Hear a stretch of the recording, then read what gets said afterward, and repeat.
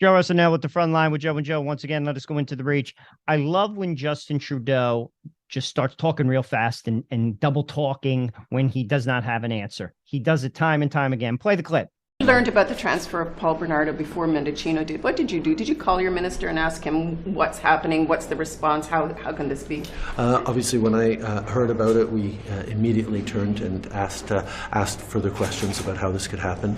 Obviously, there's a timeline out where we're continuing to ask questions about how this happened, how there was a communications breakdown, and we'll continue to follow. Do you still have Will you shuffle your cabinet this summer? Will you shuffle your cabinet before the fall sitting? I'm going into a cabinet meeting right now. We're going to have a lot of good work to do, and I have nothing to announce. But you haven't. Justin, couple points. No one believes you. Point one. Point two, I'm amazed that Marco still has his job. And point three, no one believes you, Justin. Police on Parliament Hill giving the business to a protester. Play the clip. What? I'm not swearing. Dude, I'm talking to you politely. You guys get the fuck out. Go. You're swearing now. So you're kicking me off for swearing and you're telling me to leave? Yes, you're causing a disturbance. I'm not. You guys disturbed me. You disturbed me. Dude, I'm a Canadian citizen walking on Parliament Hill to cover a story. We've been talking to you politely. Dude, you never did. You put on your gloves aggressively. So did this guy who's chasing me. This has nothing to do with you. It's not for your safety, man. Are you saying I'm endangering you by being here? Sir, I'm going to ask you to leave right now. Under what grounds? You're trespassing right now. How? I'm walking down the street with my damn dog. I'm going to arrest you and put you. We're going to arrest you and give you a trespass. If you don't leave, we're going to arrest you. They're going to arrest me here. Yes, leave, sir. Let's ask these guys. Yes. Excuse me, are you guys politicians? I'm walking up here filming, and these guys are trying to arrest me. I'm trying to film here. Sir, I'm going to ask now they're putting hands on me. Let's go. Now they're putting hands on me. You're not allowed to touch people. You swore. I swore, yeah. You did. You just told me. It's on camera. You just told me that I was being removed from the hill from swearing. Can you hold her? Hold her. Yep. Hold her. You just told me to get off the hill for swearing, which I did not do. And then you swore at me. You caused the disturbance. Sir, you caused the disturbance. Really? Yes, you did. Yes, you did. I'm gone, right? Look. Can I have a card with your name on it? Excuse me. Get your hands off me. I'm gone. I'm going to ask you to leave. I'm on public property on the sidewalk. Nope. Quit pushing me. Sir, you're in my bubble right now. No, you just, excuse me, you're in my bubble. You just advanced on me, man. There we go. This is not your jurisdiction. Get out of my face. He's telling me to leave for no reason. You just swore at me and told me to get off the hill. You've now pushed me off the hill. Sir, you've been warned. Next time I see you on the hill, you'll be arrested for trespass. How so? Yes. What's your badge number? What's your name? I'm not required to give you that. Yes, my you name are. is Constable Nicholas Ewing. I'm not required to give you my badge number. And where's your supervisor? You? He just swore at me and kicked me off the hill for nothing. I want a picture of your name. He just threatened me again. He just pushed me. Please don't be in my face. Picture of your name. Okay. I can tell you. Yeah, sure. Tell me. Tell me, man. Come here. Let me see your Because of all the politicians standing. You think the mainstream media is covering this story? I highly doubt it.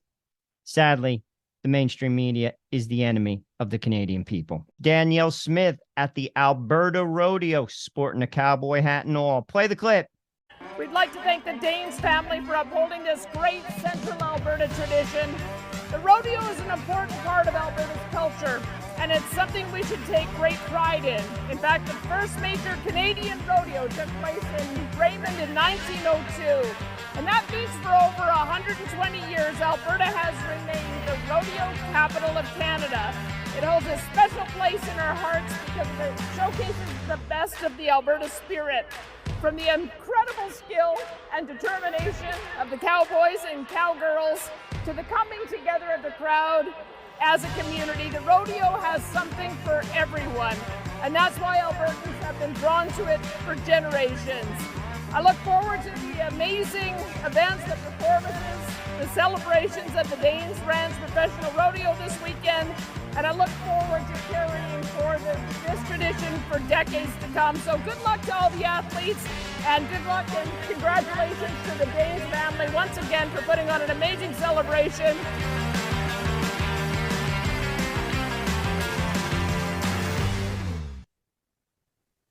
I got to be honest, I've never been to a rodeo, and I'm not really interested. However, I would go if you put the politicians on the bucking horses. Dougie Ford, Jagmeet, and Justin Trudeau on one of those horses in that ring. Now that's entertainment, and that's a rodeo. Pierre Poilievre, i.e. the baby boss, is asked, what are your plans for climate change policies in Canada if you are the PM? Play the clip. In your speech last night, you talked a bit about some ideas you had on climate change. And I wonder, what would the ultimate climate-related goal of a conservative climate policy look like under your government? Would it be emissions targets? What would be the climate-specific goal that you'd be after? Well, our goal is to reduce emissions, but we have an inverse approach to the Liberals. They believe in raising the cost of traditional energy we still need. I believe in lowering the cost of carbon-free energy that we want. So let's bring down the cost of hydroelectricity, nuclear power, carbon capture and storage, tidal power, and other green forms of electricity. How do we do that? We have to green-light green projects.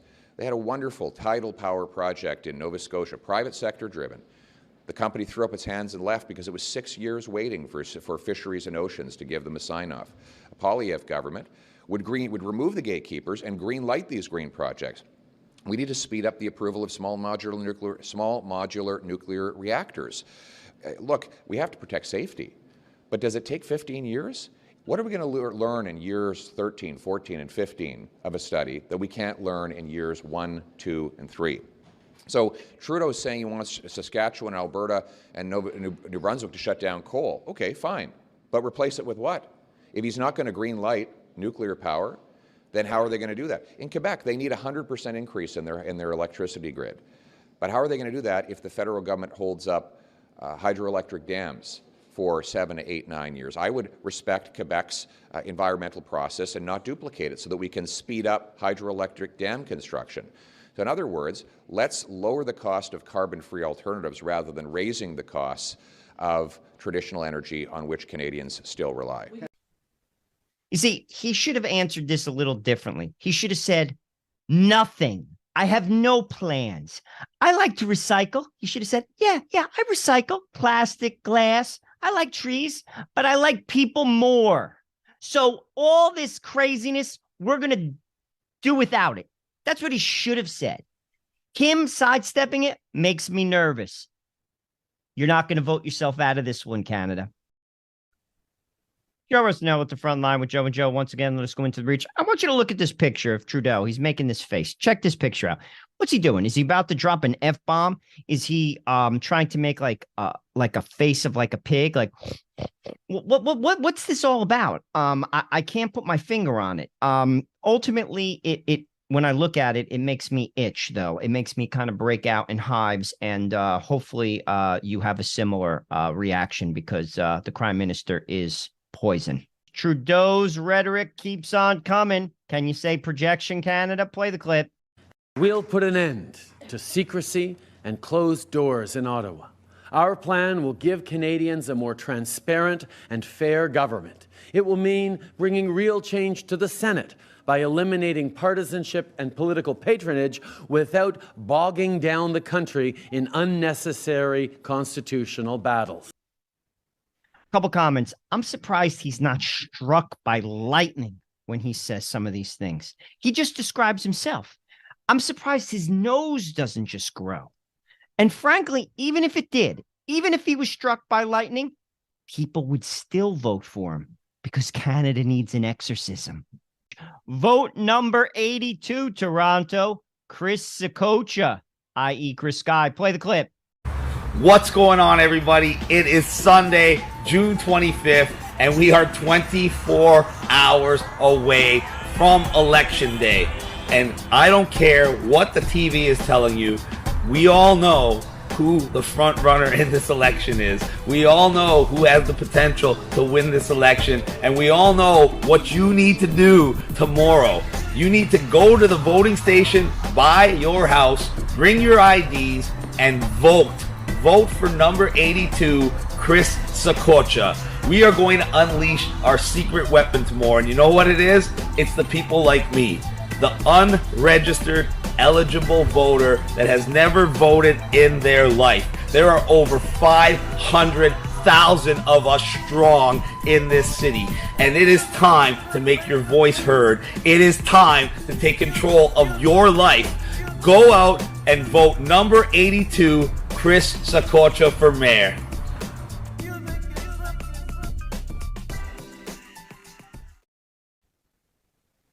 Joe Russell with the front line with Joe and Joe. Once again, let's go into the breach. Vote number 82, Toronto, Chris Sakocha, i.e. Chris Sky. Play the clip. I love this clip. Couple reasons. I did not know Chris Sky's name was Chris Sakocha. He's Italian. No wonder why I like the guy. Point one. Point two. You guys show ID in Canada to vote. You see, in America, particularly in New Jersey, you don't have to anymore. That's a problem. I just want to bring that out. And point three, go out and vote. What do you have to lose?